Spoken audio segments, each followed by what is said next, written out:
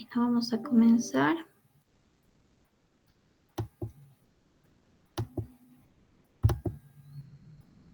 ¿Están viendo la presentación? Sí, doctora. Ya, ok. Entonces, como les había dicho, el primer día de clases, los primeros tres temas son un poquito teóricos, son más generales y tal vez son recordatorios de cosas que ustedes ya han visto y que ya deberían conocer, ¿no? Lo primero que vamos a avanzar en esta unidad son principios generales de bioquímica clínica. En el capítulo 1 están las generalidades, después vamos a entrar al 2, que es bioseguridad, y 3, control de calidad. Bueno, esto también ya hemos visto la anterior clase, la definición de lo que es bioquímica clínica. Recordándoles un poquito, la bioquímica clínica, como dice acá, es una especialidad, ¿verdad? ¿De quién se origina? Se origina a partir de la bioquímica general, que es lo que ustedes ya han ido viendo. Y lo que hace es enlazar esta bioquímica general con los procesos fisiológicos, las enfermedades, los métodos de diagnóstico, prevención, tratamiento de estas enfermedades. O sea, entender las enfermedades y su tratamiento y su diagnóstico desde el punto de vista bioquímico. Eso es lo que hace la bioquímica clínica. En la definición hablamos de métodos y técnicas, porque acá dice, mira, la bioquímica clínica que aplica métodos y técnicas en las distintas muestras o fluidos biológicos. Y aquí les diferencio estos dos términos, por eso está subrayado, porque muchas veces estos términos se manejan como si fueran sinónimos. Confundimos uno con el otro. Quiero que desde ahora les quede muy claro lo que son método y técnica. Método, como dice ahí, es el principio físico-químico. O sea, es el fundamento de lo que se va a hacer en una prueba bioquímica, ¿verdad?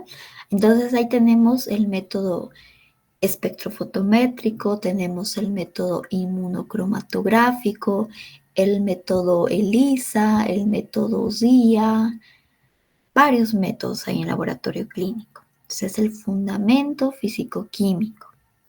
En cambio, la técnica es como la receta, chicos, de lo que se va a hacer. Es una lista de pasos, de un procedimiento que hay que seguir al pie de la letra para realizar determinada prueba bioquímica. En toda prueba nosotros tenemos un método y tenemos su técnica, ¿sí? Y el método puede ser compartido con otras pruebas, pero la técnica no. La técnica generalmente, de acuerdo a la marca o al producto o a la prueba que tengamos, va a variar. Para algunas pruebas se utilizan, por ejemplo, 1 ml de activo, para otras son 2 ml.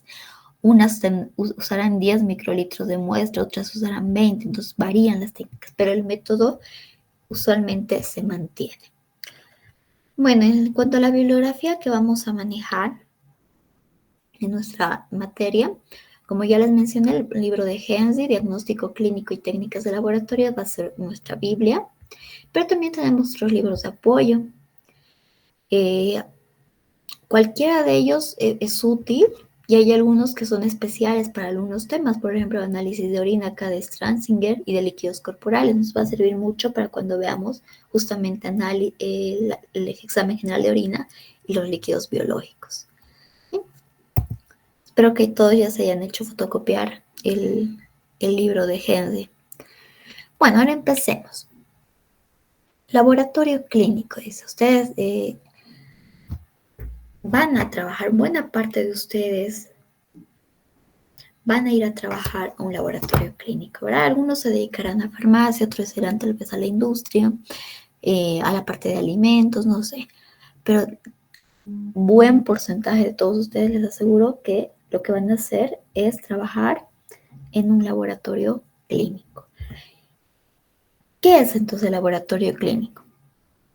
Es un ambiente, ¿verdad? Sabemos eso, geográficamente está ubicado como un ambiente donde hay aparatos, hay instrumentos, hay materiales, hay bioquímicos, hay técnicos de laboratorio, ¿verdad?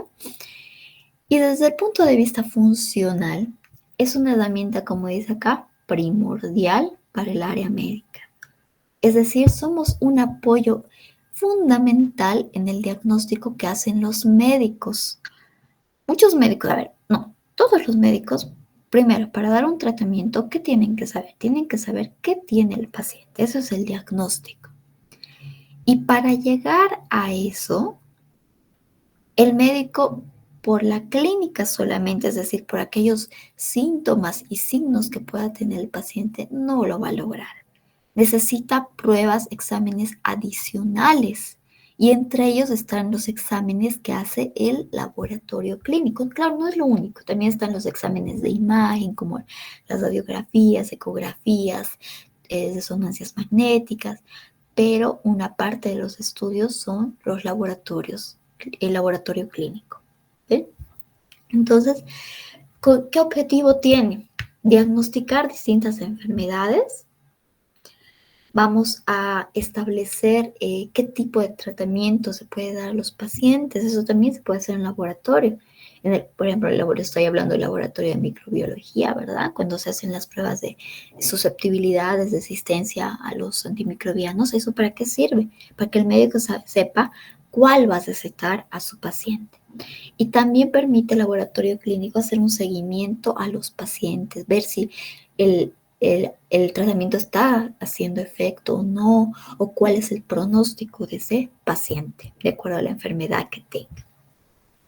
Ahora, si bien tenemos una relación muy estrecha con los médicos en el diagnóstico y seguimiento de un paciente, no debemos nosotros como laboratoristas, como personal que trabaja en el laboratorio clínico, no debemos sobrepasar a las funciones del médico. Y lo mismo, los médicos no deben realizar nuestras funciones.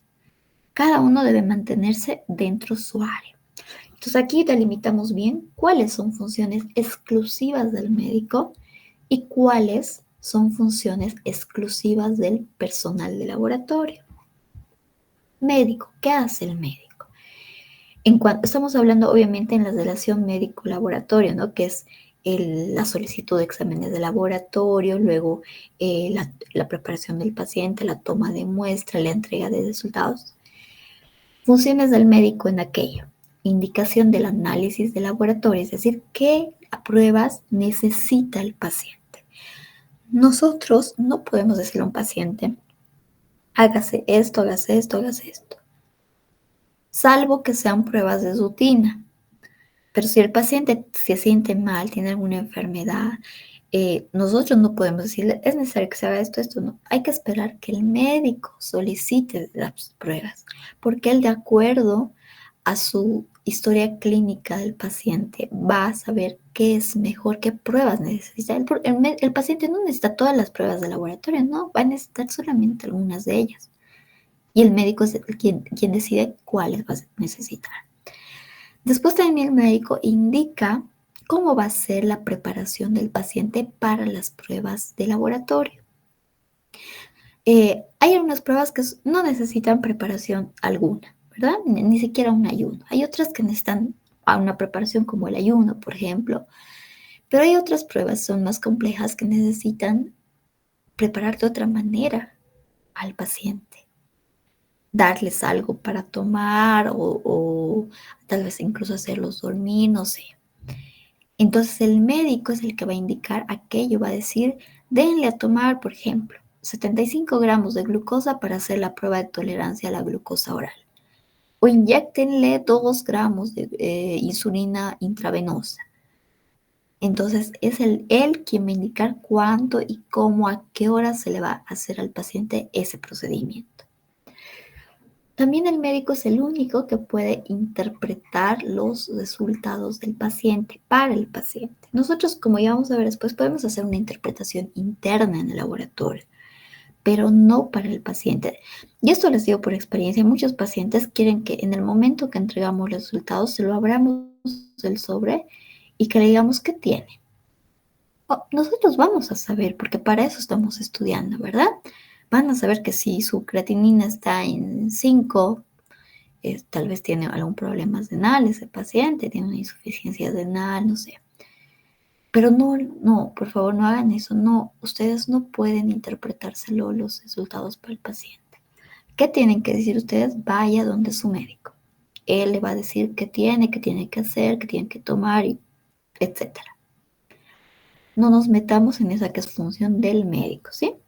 Tampoco hay que inmiscuirnos en la indicación terapéutica, es decir, en el tratamiento del paciente. Y esto va más para las personas que vayan a farmacia.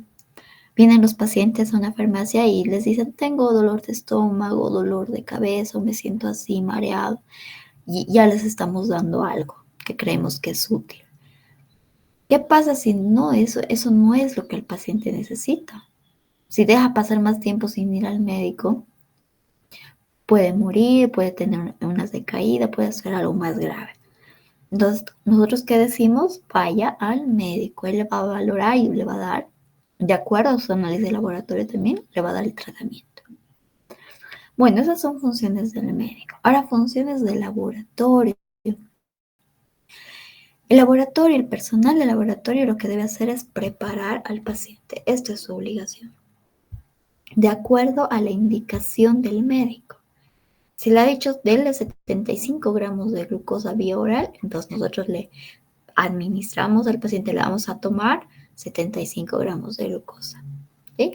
Preparar al paciente sí es nuestra obligación, pero no es que nosotros vayamos a indicar cómo se va a preparar. Después la toma de muestras sí debería ser solamente nuestra labor y en eso los médicos a veces se quieren meter, a veces mandan la muestra. Estoy de acuerdo que manden si es un paciente hospitalizado, que está, no sé, interno en un hospital, tal vez en terapia intensiva. Está bien que ellos le tomen la muestra o preparaciones, por ejemplo, muestras, en el caso de las mujeres de secreción vaginal o secreciones de cuello uterino, eso está bien que tome el médico, ¿no? Que son procedimientos que en laboratorio no vamos a poder realizar. Pero aquellas tomas de muestra sanguíneas de un paciente ambulatorio, que no está en cama siquiera, entonces fácilmente ese paciente puede ir al laboratorio y nosotros nos encargamos de tomarle. El médico no tiene por qué tomar la muestra en su consultorio en esos casos, ¿sí? Muchas veces la muestra ha tardado en llegar al laboratorio, ha estado más de un día sin conservantes, no sé, entonces nos va a hacer fallar. Obviamente nuestra labor es el análisis de las muestras, es decir, aplicar un método y una técnica para llegar a un resultado. Nuestra función también es la entrega de resultados, ya sea al paciente o al médico directamente, y el asesoramiento al médico. Nosotros vamos a estar en continua relación con aquellos médicos con los que trabajamos, ¿verdad? Si hemos visto que tal vez se ha equivocado en alguna prueba o le falta pedir una prueba que nosotros consideremos importante o vemos algo extraño en la muestra del paciente, entonces, ¿qué hacemos? Una llamada al médico y le decimos, doctor, hemos visto esto o esto tal vez falta, tal vez se ha olvidado. No tengan miedo, ¿sí? Tienen que mantener una buena relación con el médico de sus pacientes. ¿Sí? Ahora, ¿por qué se solicitan servicios de laboratorio? La pregunta. ¿Por qué el médico va a pedir, va a hacer su orden de análisis de laboratorio? Porque como he dicho hace rato, somos un apoyo fundamental para el médico. ¿Para qué? Para descubrir enfermedades que el paciente pueda tener. Para ratificar o descartar un diagnóstico previamente sospechado clínicamente. Es decir, el paciente va y le dice, doctor, me duele el estómago, me duele la cabeza, tengo fiebre. Entonces el médico, de acuerdo a sus conocimientos, va a sospechar de algo que él pueda tener. Pero para confirmar o descartar aquello va a pedir exámenes de laboratorio. Para obtener información sobre el pronóstico de la enfermedad de un paciente, es decir, cuán grave está o si es una enfermedad leve, para vigilar el efecto del tratamiento del paciente, precisar factores de riesgo, es decir, por ejemplo, esto en el perfil lipídico, por ejemplo, se sacan índices de riesgo cardíaco, o sea, índices que nos dicen cuánto riesgo hay de un infarto de miocardio para un paciente. Entonces, ya de acuerdo a esos índices, el médico dirá, usted tiene que dejar las grasas, tendrá que vivir a la altura, al nivel del mar, no sé, le dirá ¿Qué debe hacer el paciente para evitar ese riesgo? Por eso el médico pide los exámenes de laboratorio. ¿Cuál es el flujo de un diagnóstico médico? Va el paciente a la consulta con el médico, o a veces llega directamente a emergencias, ¿verdad? Lo primero que se hace, y ustedes han debido ir alguna vez a una consulta, es un interrogatorio, ¿verdad? Te preguntan de todo, nombres, fecha de nacimiento, cirugías previas, si tienes hijos, tu papá, tu mamá siguen vivos o tienen alguna enfermedad o si han fallecido, cuál ha sido la causa del fallecimiento, todo ese interrogatorio, en qué trabajas, eh, no sé, una serie de preguntas dependiendo de la especialidad del médico también. Eso se llama anamnesis al paciente. Luego viene el examen físico, donde el médico valora generalmente los signos vitales. Te toma la presión arterial, la temperatura, la frecuencia cardíaca, te ausculta corazón, pulmones, abdomen. Y luego también va a solicitar exámenes complementarios, entre ellos el laboratorio clínico y otro tipo de exámenes. Y con todo esto, el conjunto de todo esto, él va a dar con un diagnóstico. Entonces, si solamente maneja interrogatorio, no da diagnóstico. Si solamente se basa en el examen físico, no llega al diagnóstico. Si solamente hace pruebas de laboratorio u otros, no da con el diagnóstico. Para dar un diagnóstico definitivo, tiene que manejar estos 3 elementos. Ahora, ya dentro de los exámenes de laboratorio, que es donde nosotros ayudamos como bioquímicos al diagnóstico del médico, hay 3 tipos de exámenes de laboratorio, de acuerdo a los resultados que presentan. Están los exámenes cualitativos. Estos exámenes son aquellos cuyos resultados son sí, no, presente, ausente, positivo, negativo. Es reactivo, no reactivo. O sea, solamente te dicen si hay o no hay algo. ¿Sí? Esos son los cualitativos. Pero no te dan nada de cantidad, ni aproximación de cantidad. Los exámenes semi-cuantitativos son aquellos en los que hay aproximación al valor verdadero, pero no es el valor verdadero como tal. Aquí generalmente los exámenes se califican con cruces o con diluciones. Por ejemplo, en orina, en el examen general de orina. Cetona, una cruz, 2 cruces, o 3 cruces, o tal vez trazas. O cuando hacemos, tal vez han hecho en inmunología el año pasado, la proteína C reactiva o látex de humatoide, ¿verdad? Se pone positivo, dilución 1 en 2, positivo, dilución 1 en 4, a veces negativo. Esos son los exámenes semi-cuantitativos. Te dan una aproximación al resultado, al valor real, pero no te dan un valor verdadero. El valor verdadero viene dado por los exámenes cuantitativos. Hay con números y unidades, nos dicen exactamente qué cantidad de anelito que estoy buscando hay. La glucosa, por ejemplo, glucosa en sangre, 80 miligramos sobre decilitro de glucosa. Ese es un examen cuantitativo. Estos 3 tipos de exámenes de laboratorio. ¿Cuáles son las etapas del proceso de una prueba que se hace en laboratorio? Toda prueba tiene estas 3 etapas. La etapa preanalítica, como su nombre dice, es aquello que se realiza antes de efectuar el análisis como tal. La etapa analítica es la realización propia del análisis. Y la etapa posanalítica es todo lo que viene después de haber hecho el análisis. Entonces, toda prueba que realicemos en laboratorio tiene estas 3 etapas. La fase o etapa preanalítica.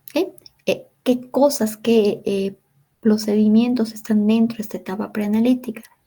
La solicitud u orden de pruebas de laboratorio es un elemento muy importante de la fase preanalítica. Si empezamos ya con una solicitud mal realizada, sin los datos suficientes, que no se entienda, ¿qué ¿qué vamos a hacer? ¿Vamos a poder pasar a la etapa analítica? No, porque no sabemos qué vamos a hacer o de quién estamos haciendo. Después, la preparación del paciente. Imagínense, si el paciente no está bien preparado, tal vez no le vamos a poder tomar muestra, no vamos a hacer lo que el médico quería, lo que los resultados quería, no vamos a poder realizar la etapa analítica. Toma de muestra. Si hemos fallado en la toma de muestra, hemos tomado muestra en otro tipo de tubo que no era o a la hora que no debíamos, no podemos hacer el análisis. Recepción de muestras. Estas para muestras que vienen como orina, heces que se toman en la casa, ¿verdad? En el domicilio. ¿Cómo se debe decepcionar? Debemos decepcionar identificándolas en primer lugar, conservándolas si no se van a procesar de inmediato, preguntar al paciente a qué hora han sido recolectadas. Almacenamiento de muestras, ¿verdad? Si no vamos a procesar inmediatamente la muestra de sangre o de lo que sea, debemos saber en qué condiciones se debe almacenar estas pruebas, estas muestras. Y el transporte de muestras también es parte de la etapa preanalítica para aquellos pacientes que no han podido ir hasta el laboratorio y se les ha tenido que sacar en otro hospital, en un centro médico, en su domicilio en algunos casos, porque no se podían mover de la cama o alguna circunstancia similar. Entonces, estos son elementos de la etapa preanalítica. En la etapa analítica está la realización de las muestras, de los análisis de las muestras, ¿no? Siguiendo un método y respetando la técnica. Y también dentro de la etapa analítica está la realización de los controles de calidad, porque les dije en la anterior clase, junto a toda muestra de un paciente desconocida, siempre se debe hacer el análisis de los controles de calidad, que son muestras de control, son muestras de concentración conocida y nos ayuda a verificar si el trabajo realizado está bien hecho. Fase post-analítica. Acá les decía todo lo que va después de haber hecho el análisis, ¿verdad? Una vez que hemos hecho los análisis, ¿qué hacemos? Registramos los resultados en el cuaderno de registro o podrá ser en un software. Luego, transcripción de resultados para el informe de laboratorio. Análisis e interpretación de los resultados, pero esta interpretación es interna, no es para el paciente, es para nosotros mismos. Les pongo un caso. Tengo un paciente diabético, ¿verdad? En sangre me ha dado una concentración de 250 miligramos sobre decilitro de glucosa. Y en orina, es una orina que se ha recolectado al mismo tiempo que la sangre, no ha marcado glucosa. Entonces, ¿cómo puede ser eso? Yo me pregunto en ese momento al ver ya los resultados transcritos. Si mi paciente tiene 250, ya tendría que aparecer glucosa en orina. ¿Qué ha pasado? ¿Se ha equivocado el personal de orinas, el personal de química sanguínea o la muestra no estaba bien recolectada? Tenemos que ver qué ha pasado. Entonces hay ciertos puntos en que mi conocimiento ya me va a servir para hacer esa interpretación. Y finalmente está el informe de resultados, es decir, aquel documento donde yo voy a poner los resultados del paciente junto con los resultados de referencia o los valores de referencia para que el médico interprete esos análisis. En cuanto a los tipos de muestra que se utilizan en laboratorio, tenemos varios.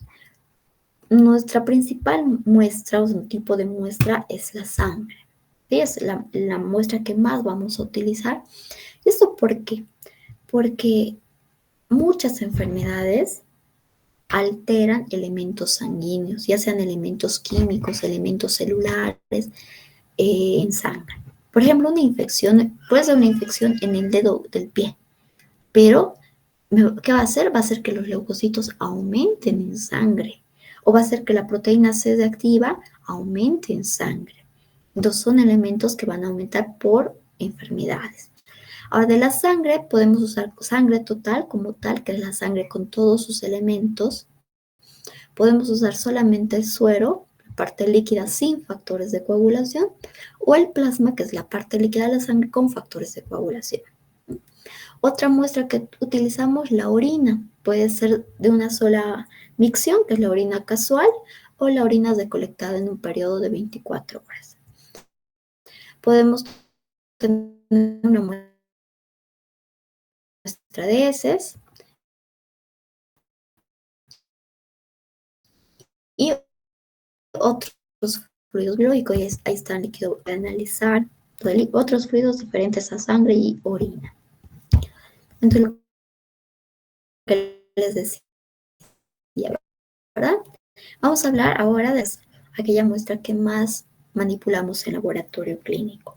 ¿Por qué? Porque las alteraciones de las enfermedades se presentan casi de forma temprana en sangre, la mayoría de las veces. A ver, solicitud de exámenes de laboratorio. Esta era parte de la etapa preanalítica, ¿verdad? Una buena solicitud va a guiarnos hacia el éxito en los análisis de laboratorio. Desde ahí empieza. ¿Qué tiene que tener una buena solicitud de exámenes de laboratorio? Estar completa con todos los datos del paciente. Vean, nombres completos, fecha de nacimiento o edad, de dónde proviene el diagnóstico, qué exámenes solicita de forma entendible, qué muestra se va a analizar, qué médico lo está derivando al laboratorio, la fecha de derivación o de solicitud de exámenes, y debe ser legible. Y esto es muy importante porque la letra de los médicos muchas veces, no sé si es por la presión, el tiempo poco que tienen para cada paciente, pero no se entiende. Aquí comparen dos tipos de órdenes de laboratorio. En la que está a su izquierda no se lee nada, pero ni el nombre del paciente, nada, ni la fecha se entiende bien. Entonces, todo laboratorio debería optar por utilizar estas cartillas donde ya están las pruebas de laboratorio y están las casillas para los datos del paciente. El médico solamente llena los datos y tiquea qué análisis va a pedir. Eso deberíamos utilizar todos los laboratorios, ¿no? Ya no aceptar que vengan este tipo de órdenes, salvo casos de emergencia. A una vez que ya tenemos una solicitud bien hecha, la hemos entendido, sabemos qué quiere el médico y tenemos todos los datos del paciente, procede a hacer la toma de muestra. Y para eso nuestro material tiene que estar preparado, ¿verdad? El material de la toma de muestra tiene que estar preparado antes de que el paciente ingrese a ese lugar, a ese ambiente donde le vamos a tomar la muestra. Él no puede ver cómo preparamos el material en ese momento. Eso da una mala imagen al laboratorio. Ahora, características del material de toma de muestra. Todo material debe ser estéril y de un solo uso, ya sea de uso venoso, arterial o capilar, estéril y de un solo uso. No podemos desterilizar nuestras jeringas, volver a usar nuestros algodones, no, nada. Todo debe ser, una vez usado, desechado. Y todo también debe estar dentro de la fecha de expiración. No podemos usar material vencido. Ustedes me dirán, pero ¿cómo se va a vencer el algodón, que es lo que utilizamos en toma de muestra, o las jeringas, si no tienen nada? Esa fecha de expiración está dado de acuerdo a cuánto tiempo creen en promedio que se conserva la esterilidad de ese material. Entonces, una vez vencido el producto, ya no podemos confiar que sea completamente estéril, porque es mediante estudios realizados se ha demostrado que pierden su esterilidad. Aquí está todo el material de toma de muestra, ¿verdad?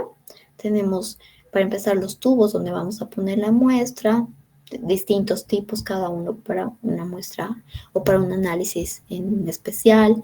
Tenemos la jeringa, si vamos a hacer con jeringa, o sistema Vacutainer, si vamos a hacer con extracción al vacío. Material de bioseguridad, los guantes, el material de asepsia, gasas o algodón, alcohol, podemos usar yodo también. Y siempre debemos tener ahí un recipiente de cortopunzantes, donde van a ir todo elemento que pueda cortar o pinchar. Y seguramente también en este ambiente se tiene que tener un basurero de desechos comunes y uno de desechos infecciosos. Y verificar siempre la fecha de vencimiento en cada uno de estos productos. Bueno, ahora, Han visto acá que se utilizan varios tubitos para toma de muestra, ¿verdad? Eso es porque, de acuerdo al color de tapa que tengan estos tubos, tienen un aditivo diferente que se utiliza para ciertas áreas del laboratorio. Los de tapa roja o amarilla, por ejemplo, o tapa anaranjada en algunos casos, son tubos que no tienen nada y sirven para separar el suero sanguíneo. ¿Para qué? Para química sanguínea, inmunología y serología. El de tapa celeste indica que tiene citrato de sodio, es un anticoagulante, se usa para hacer pruebas de coagulación en hematología. El de tapa verde tiene heparina, es el tapa verde oscuro o tapa verde claro. Nos sirve para separar plasma. Y se trabaja con ese plasma en química sanguínea, también para hacer con la sangre total estudio de linfocitos en pacientes con VIH. Tapa lila tiene EDTA, el ácido etilendiamino tetracético. Es un anticoagulante que se usa en hematología, sobre todo en hemogramas o determinación de grupos sanguíneos. Y el de tapa gris o ploma tiene fluoruro de sodio. Es un agente antiglucolítico el fluoruro de sodio, es decir, impide que los glóbulos rojos consuman la glucosa de la muestra y me sirve para hacer pruebas de glucosa cuando no voy a separar el suero inmediatamente, cuando tengo que transportar de un lado a otro, por ejemplo, que no he tomado en el laboratorio. Bien, entonces esos son los colores, los distintos colores. Una vez que hemos puesto la muestra, respetando el volumen que indica cada tubito de muestra, hay que mezclarlos. Y se mezclan mediante inversiones para asegurar la completa mezcla del aditivo con la sangre. Acá en este cuadro nos indica cuántas inversiones. La mayoría son entre 8 a 10 inversiones que hay que hacer. En el caso del citrato de sodio, 4 inversiones. Y en el caso de los tubos secos, ninguna, ¿verdad? Porque no hay aditivo ahí. Una inversión es de la posición original, darle una vuelta a 180 grados y luego nuevamente 180 grados, que vuelva a su posición original. Eso es una inversión. Hay que hacer 8 a 10 veces este procedimiento para asegurar que se mezclen completamente. Bueno, aquí está otra vez los colores. Y bueno, ahí vamos a quedar. La siguiente clase vamos a ver esas interferencias con los anticoagulantes que les he ido mostrando. Les he ido mostrando. ¿Alguna pregunta, chicos?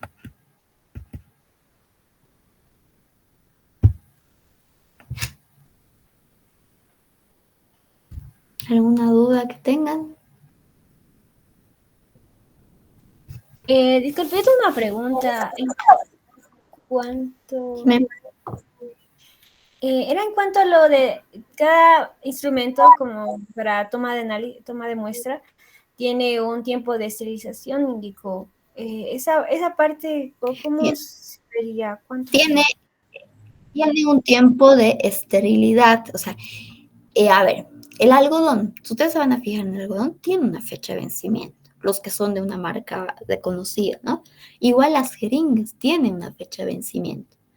Esa fecha de vencimiento, o sea, no es como en los reactivos, por ejemplo. En los reactivos sabemos que no debemos usar más allá de su fecha de vencimiento porque se ha podido degradar y tal vez ya no va a reaccionar con la muestra. Pero en caso del material de toma de muestra, no tienen ningún reactivo, ¿verdad? Salvo los tubos. Por ejemplo, las jeringas no tienen nada, solamente es la jeringa de plástico, la aguja metálica, el algodón es solamente algodón. Pero entonces, ¿por qué tiene fecha de vencimiento?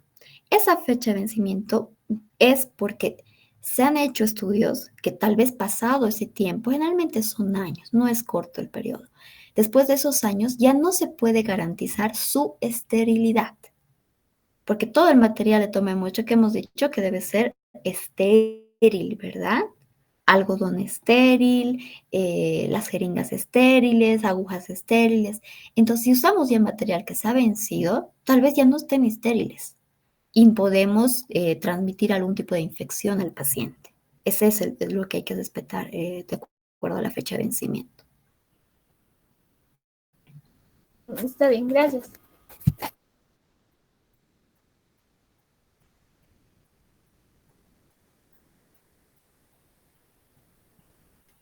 Bueno, si no hay más consultas, eso sería todo, chicos. Me parece que el día